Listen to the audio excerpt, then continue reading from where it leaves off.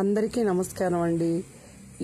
ఈ ఫోటో అన్ని చూస్తూ ఉంటేనే మీకు ఏదో గొప్ప పూజ అని మీకు అర్థమై ఉంటుంది కదా.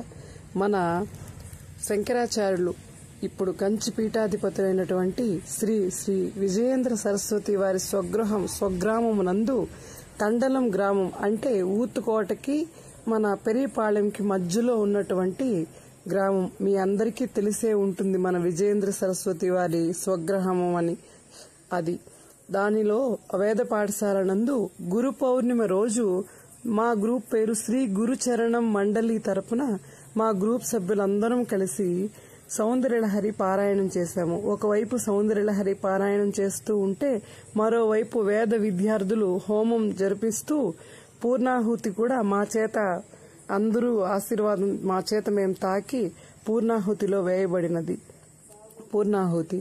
ఆ తర్వాత పక్కనే ఉన్నటువంటి గ్రామం అక్కడే వాకబుల్ డిస్టెన్స్ లోనే మంచి శివాలయం, గొప్ప శివాలయము, అమ్మవారిని దర్శించుకున్నాము.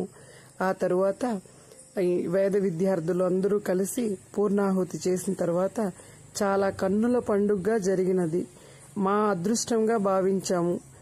మన గురువు గారి ఆశీర్వాదం వల్లనే మాకు ఇవన్నీ జరిగిందని వచ్చిన సభ్యులందరూ చాలా చాలా సంతోషపడ్డాము.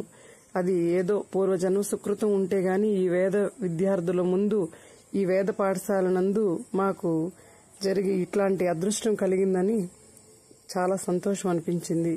మీరు కూడా మేము చేసుకున్నటువంటి పూజను మీరు చూస్తారని అందుకే నేను ఈ వీడియో మీకు షేర్ చేయడం జరిగింది. అందులో చాలా చాలా స్వామివారి ఫొటోస్ అన్ని నేను మీకు షేర్ చేస్తున్నాను. వేదం చదువుకోవడం అంటే చాలా పూర్వజన్మ సుకృతం ఉంటే గాని వేదం నేర్చుకోలేరని నేను ఖచ్చితంగా భావిస్తాను. మా సభ్యులందరూ అండి చూడండి, వేద విద్యార్థులు అందరినీ అక్కడ ఉండే వాళ్ళందరినీ నేను పిక్స్ తీశాను. నేను సభ్యులందరూ తాంబూలం తీసుకుంటూ ఉన్నాము, పూర్ణాహుతి చేస్తూ ఉన్నారు. ఇవన్నీ చేసి తర్వాత అక్కడ మీకు కూడా చేస్తే మీరు కూడా చూస్తారనే ఉద్దేశంతో నేను ఈ వీడియో షేర్ చేస్తున్నాను. అందరూ గురు పౌర్ణమి రోజు ఇలాంటి హోమము, వేద విద్యార్థుల వేద ఘోష అన్ని మీకు వినిపించాలని నేను ఈ వీడియో చేస్తున్నాను. మరిన్ని వీడియోలు చేస్తూ ఉంటానండి. మీరు సబ్స్క్రైబ్ చేసుకోండి మా ఛానల్.